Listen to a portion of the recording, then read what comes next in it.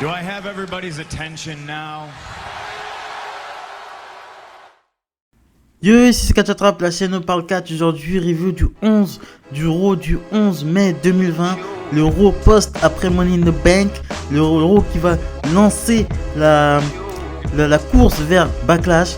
On commence directement avec Becky Lynch qui arrive sur le ring. On comprend pas trop. Elle est avec une mallette. On comprend pas trop ce qu'elle veut dire, ce qu'elle veut faire. Elle explique un peu sa carrière. Elle dit qu'elle a galéré pour être la meilleure. Elle nous remercie, nous les fans. Et elle nous annonce qu'elle ne pourra plus combattre. Becky Lynch ne pourra plus combattre pendant un moment. Donc t'as Asuka qui vient la couper. Là je me suis dit putain, laisse-la faire son discours, laisse-la lui dire ce qui va se passer. Elle vient, mais Asuka vient sans mallette. Donc apparemment Becky avait la mallette de Asuka. Donc elle vient récupérer sa mallette, elle lui dit que c'est sa mallette. Mais Becky lui dit que oui, la mallette est sienne. Et lui annonce que elle est partie voir les officiels. Elle a demandé que comme elle ne peut pas combattre, que le Money in the en fait le Money in the Bank ladder match n'a pas été pour la mallette. La mallette n'était pas l'enjeu, le réel enjeu de ce Money in the Bank. Donc Asuka ouvre la mallette et voit le titre de championnat féminin. Et Becky lui offre le titre comme elle a gagné le Money in the Bank. Elle dit qu'elle est très contente pour elle. Asuka qui commence à courir partout et Becky Lynch lui dit qu'il faut qu'elle continue à être une guerrière. Parce que elle a un nouveau rôle. Et ce rôle, c'est le rôle de mère. Oui, vous avez bien entendu, Becky Lynch va devenir maman. Donc Seth Rollins va devenir papa. Ils vont devenir parents. Et je suis très heureux, très étonné. Ce règne se termine ce règne se termine très bien. Très bien. Ce règne était il était bof, hein, le règne de Becky Lynch, de Becky Lynch, mais il se termine sur ce run de Becky Lynch qui commençait avec le coup de poing de ce heel turn contre Charlotte et qui s'est terminé aujourd'hui de la plus belle des manières. De la manière de aujourd'hui, elle a un enfant, on lui offre un enfant et tous mes bonheurs pour Becky Lynch. Becky Lynch qui part du ring et qui est félicitée ensuite en backstage par les superstars pendant que Asuka est en train de faire Asuka qui était vraiment hilarante avec le titre. Elle était là, elle était vraiment. Et Asuka elle fait vraiment rire hein, à faire la conne comme ça. Elle a vraiment bien trouvé son rôle Asuka et des félicitations à Becky Lynch et félicitations à Asuka d'être devenue championne féminine. Hein. Je suis extrêmement étonné, je suis choqué. Putain, c'est très étonnant. Ensuite, on enchaîne avec Bobby Lashley contre Humberto Carrillo. Victoire, Humberto Carrillo s'est bien défendu, mais c'est Bobby Lashley qui s'impose. C'était un match hardcore apparemment, c'était un match. Tout était autorisé. Bon, il y a eu 2 coups de chaise, c'était un match hardcore, mais 2 coups de chaise. Mais c'est Bobby Lashley qui s'impose naturellement avec une full Nelson. Angel Garza contre Akira Tozawa. Angel Garza qui pendant le match avait l'air de narguer Austin Theory, une sorte de compétition qui est en train de s'installer entre les deux. Ça fait 3 semaines que ce groupe s'est formé. Ils sont déjà en train de s'embrouiller. Bon, logique WWE. C'est Angel Garza qui s'impose avec son Wing Clipper. Ensuite il commence à se prendre la tête avec Theory. Ensuite Drew McIntyre arrive. Il allume Garza. Il allume Theory avec un Claymore Kick. Et il challenge Andrade tout de suite pour un match. Donc Andrade contre McIntyre, il y a eu un bon échange, Andrade vend bien. Andrade il a fait vendre tout le match, il a fait un petit travail sur le bras gauche de McIntyre, mais ça n'a pas suffi. McIntyre s'impose avec son Claymore Kick et montre qu'il a un champion qui se bat. J'aime beaucoup Drew McIntyre qui vient comme ça, couper les gens, qui fait ouais moi je suis champion, j'allume lui, j'allume tous tes potes. Et ensuite on se bat quoi, le mec il arrive, il est pas là pour se faire les chinois, il est vraiment là pour se battre. Ensuite il fait une promo, il dit qu'il nous annonce, Drew McIntyre fait une promo après son match. Il nous annonce que la semaine prochaine, des guests de SmackDown seront invités à Raw. Je viens de dire guest et invité, ça veut dire la même chose. Ils seront invités la semaine prochaine à Raw et lui il fait le choix de challenger King Corbin. Donc est-ce qu'on part sur une nouvelle rivalité entre les deux? Est-ce que King Corbin va atteindre encore le main event? Comme il y a 2 ans, je crois, contre Rollins, il avait atteint le main event. Hein. Corbin était devenu clairement un main eventer. Et une rivalité Drew McIntyre-Corbin, oui, je prends. Corbin, on peut dire ce qu'on veut, mais tout le monde le déteste, c'est pour une raison. C'est parce qu'il fait très très bien son rôle de heel. Corbin est un très bon heel. C'est le top heel de la fédération. Avec Rollins, c'est les top heel de la fédération. Brock Lesnar, c'est pas un heel, c'est pas un face pour moi. Tu vois, il vient, il casse des gueules, il repart. Voilà c'est ça Brock Lesnar. Mais c'est Corbin et Rollins. Rollins est devenu top heel de la fédération ce soir. Je vais vous expliquer pourquoi. Mais Rollins ce soir est devenu le top heel de la fédération. Et c'est un très bon point positif pour Rollins. Ça j'aime beaucoup là. Je vais vous expliquer pourquoi un peu après. MVP demande à Bobby Lashley en backstage pourquoi il ne combat pas pour le titre de la WWE parce qu'il en a largement les moyens. En fait, il motive Bobby Lashley en fait. Il motive Bobby Lashley ne répond pas. Petit MVP marche un peu, il croise Lana l'engueule. Lana qui est un peu jalouse de l'influence de MVP sur son mec Bobby Lashley. Ensuite, on enchaîne avec Alexa Bliss et Nikki Cross qui arrivent pour leur petite émission, le Moment of Bliss. Elles sont coupées par Iconic et Challenge pour un match. Donc Alexa Bliss et Nikki Cross est championne par équipe féminine contre les Iconic. Le match n'est pas pour le titre. À un moment donné, victoire des Iconic. Ils réussissent à isoler Alexa Bliss. Nikki Cross fait une projection dans les cornes, mais elle rate sa projection et elle finit à l'extérieur du ring. Il place une double prise sur Alexa Bliss pour la victoire. Et un match est annoncé pour la semaine prochaine directement. Alexa Bliss et Nikki Cross feront face aux Iconic pour cette fois-ci pour le titre de championne par équipe des Divas. On retrouve ensuite Rey Mysterio en interview. Rey Mysterio qui est revenu d'entre les morts. Il nous explique, il nous donne une petite explication déjà pour pourquoi il est là alors que Corbin avait été censé l'avoir balancé du toit. Donc il nous explique qu'il a atterri au second, il y avait un second toit en fait, un peu plus bas, 10 mètres plus bas je crois. Et qu'il a à peine eu le temps de réagir que les manettes étaient déjà dans les mains de Otis en fait. Et à un moment donné, t'as Rollins qui est là en fait, on voit que Rollins est là. Il est complètement débraillé, décoiffé, pas comme d'habitude, et on voit qu'il fixe Mysterio quoi. Mysterio le félicite pour Becky, pour son bébé, et il répond pas, donc le segment s'arrête là. Ricochet avec Cedric Alexander et R-Truth contre MVP, Brendan Vick et Shane Thorne. Très rapide, victoire de R-Truth. Brendan Vick, j'ai regardé pendant ce match, il m'a pas impressionné. C'est vrai qu'il a un physique, mais il a l'air d'un géant sans charisme, je sais pas, faut lui trouver lui une gimmick, mais en tout cas dans les combats mettez-le en avant parce que là il est pas du tout mis en avant, hein, excusez-moi. Hein. Donc si c'est le Chosen One de Vince McMahon, là pour l'instant je vois pas trop d'où. Hein.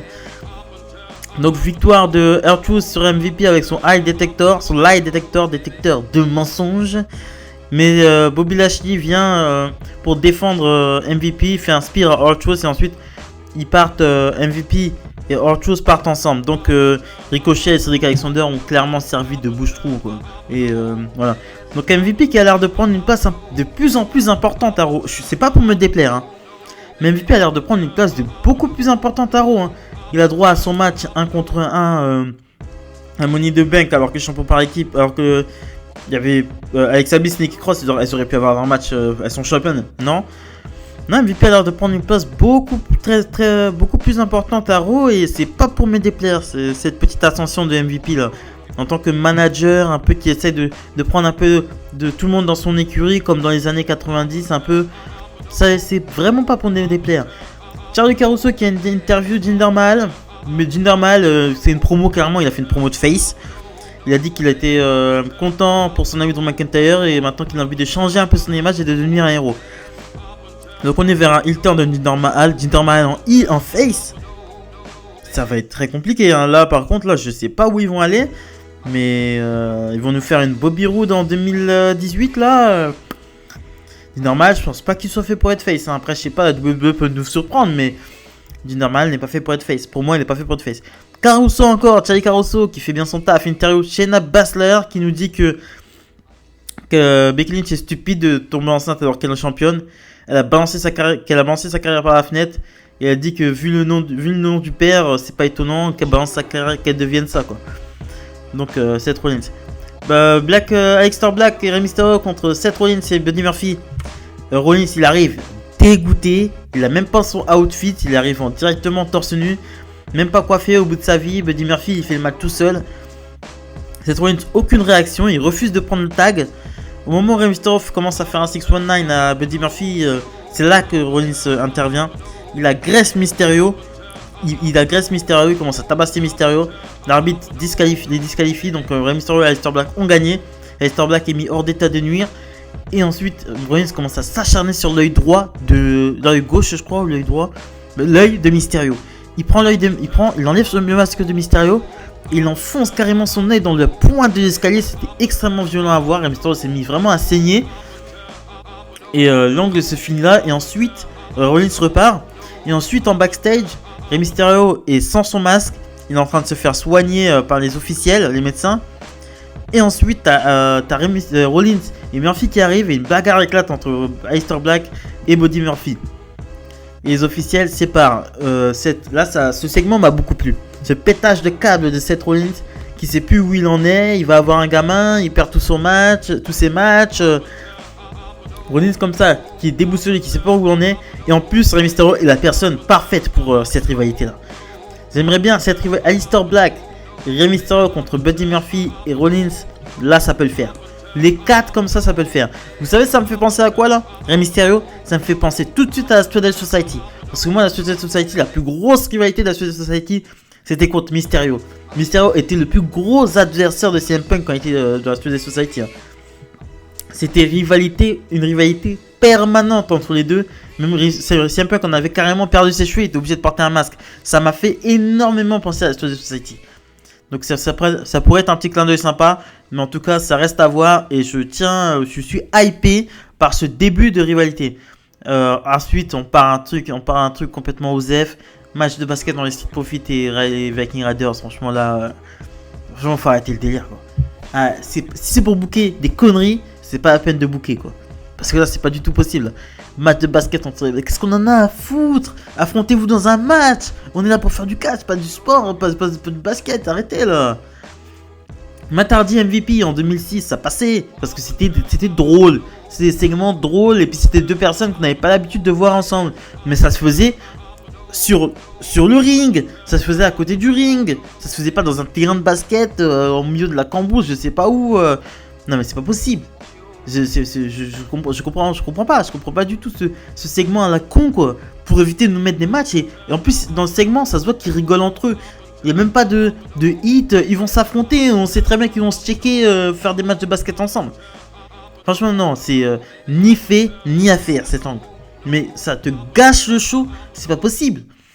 L'euro c'est pas le meilleur euro du monde, mais il était pas dégueulasse. Avec ça là, franchement, ça m'a niqué ma soirée là. Ces trucs comme ça me plaît pas du tout. J'espère qu'ils vont arrêter ça, hein. Mais je pense pas qu'ils vont arrêter, ils vont continuer, mais ça me plaît pas du tout. Petite interaction entre Natalya et Shayna Baszler en backstage qui mène à un match entre les deux. Shayna Baszler contre Natalya. Natalya s'est bien battue, franchement.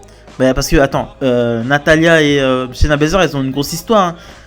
Elimination Chamber, comment Baszler, elle avait mis trop cher à Natalya. Elle lui avait explosé la porte dans la gueule, quoi.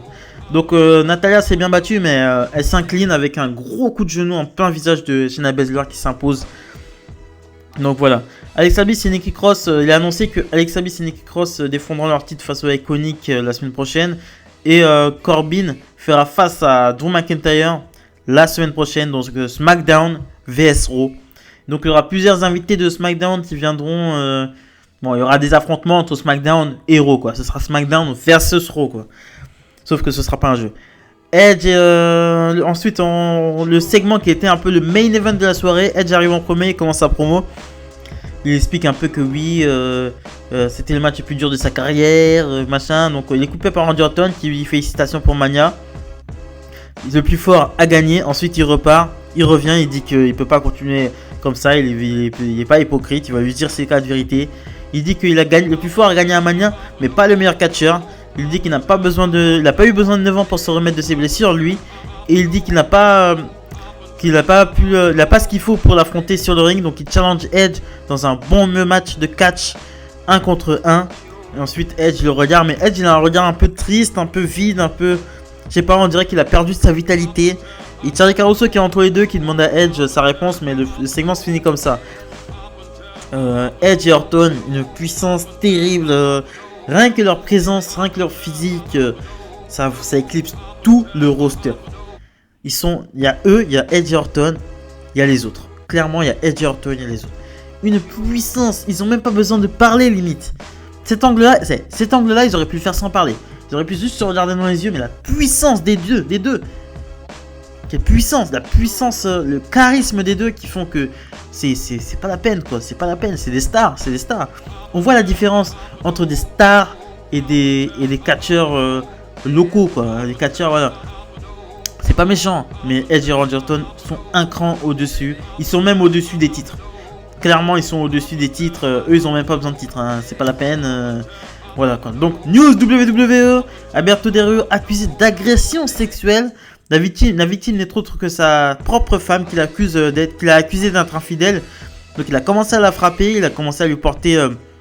Il a obligé à lui faire. Il lui a obligé à porter. Il lui a obligé. 1, 2, 3. Il l'a obligé à porter une robe et à danser devant lui. Et ensuite, il l'aurait violée à plusieurs reprises avec différents objets. Et l'aurait étranglé à main nue. Donc, la femme se rappelle pratiquement de rien. Et l'aurait aussi attaché et mis une chaussette violée en lui mettant une chaussette dans la bouche. Il a été arrêté le 9 mai et la caution était montée à 50 000 $. Et il a payé cette caution. Donc la femme porte plainte et l'affaire sera portée devant les tribunaux. Je vous remercie de m'avoir écouté. Likez, commentez.